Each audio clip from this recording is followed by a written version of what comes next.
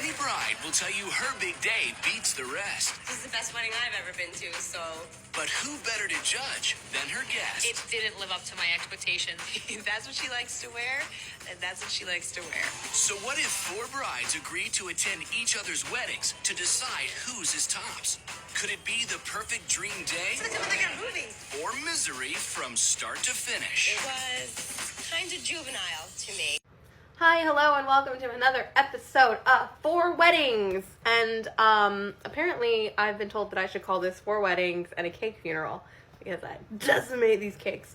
I don't know if that's what I'm going to call it, but whatever. This is the show where I watch the seminal classic TLC show 4 Weddings, and as a cake decorator, I give you my opinions on their cakes rather than the weddings themselves. And then at the end, I pick a winner. The winner wins my approval, I guess. I don't know why that matters. Anyway, today's episode is 4 Weddings and a Snow Machine. We have 4 brides today. Let's meet them. Ember is having an elegant black tie affair for $70,000. Anastasia's spending the same sum on a Greek wedding with a snowflake theme. Jenna's going for a frosty look too, but with a cozy, intimate feel. Her budget is $30,000. And then there's Kristen, who's DIY'd every detail of her Winter Wonderland wedding at a cost of $70,000. I think it's important that we note here that 3 of the brides are spending $70,000 and 1 is spending $20,000. Just keep that in mind. So the first wedding that we're going to go to is Jenna's. She's having like a Winter Wonderland theme. And listen, Jenna, not the muffs, girl, not the muffs. The muff? This is not 1912 in Russia. No. Also, this clip really offended me. I'm not into black bridesmaids dresses. I think this dress looks great. I'm upset. Whatever, it's not the point. The point of this is the cake.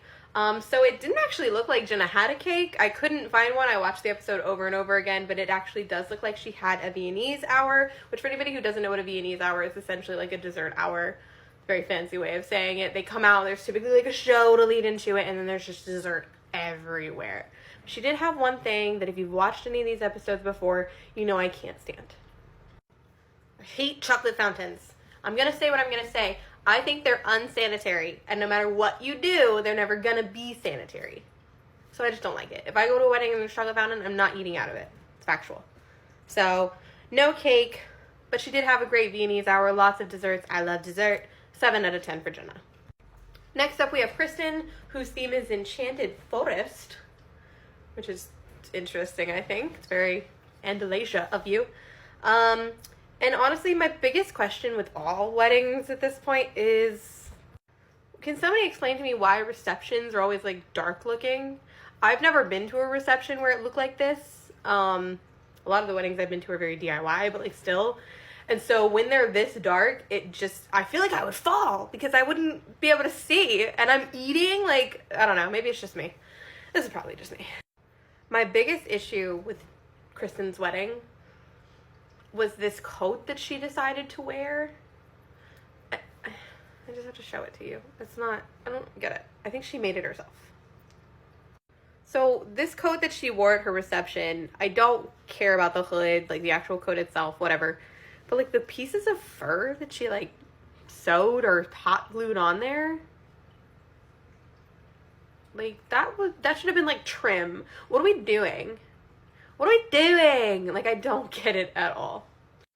And this was Kristen's wedding cake. Very basic, just scroll work. I've made this cake several times before.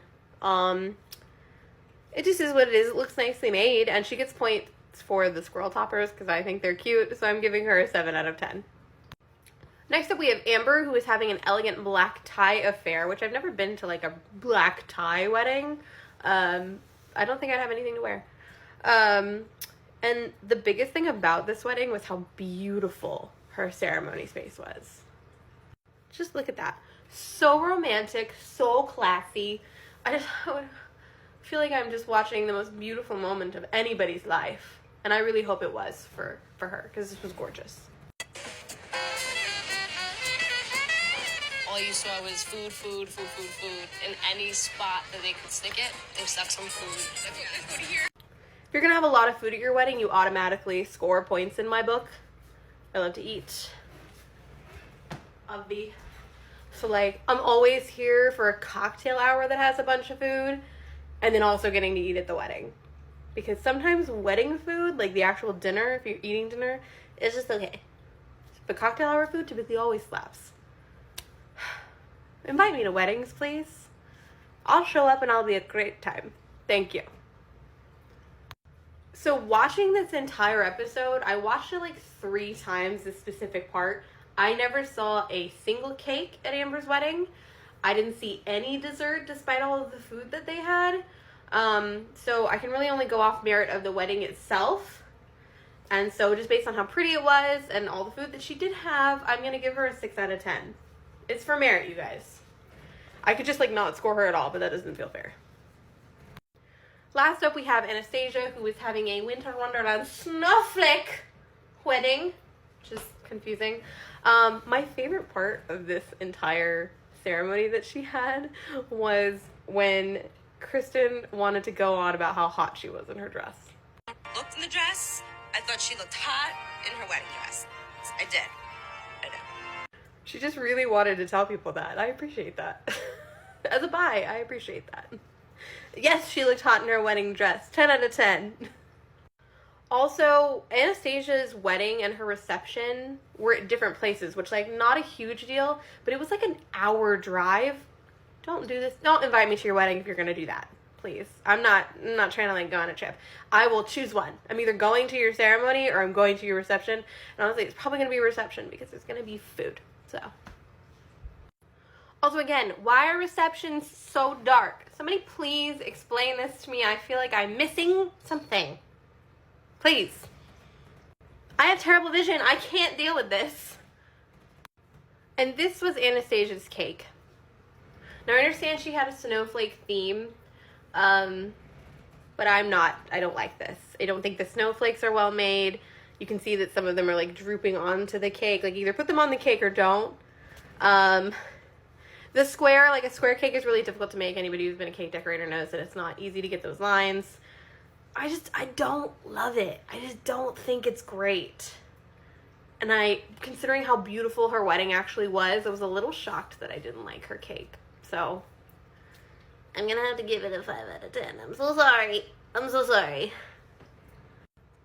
So on the show, Anastasia won, followed very closely by Amber, who was followed pretty closely by Kristen, and then we have Jenna. And if you've been following along with my scores, you'll know that technically Jenna and Kristen tied. So I'm going to tie break it by making a decision because that's what I do. And I am actually going to give this episode...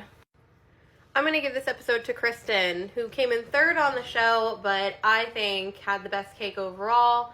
And I think her squirrel toppers are really what do it for me. I just thought they were so cute. Thank you again for watching another episode of 4 Weddings and a Cake Decorator and a Cake Funeral and a thing, whatever. I hope you enjoyed it, and I'll see you guys next time for more fun wedding things. Diddly-doo. I don't know what's happening.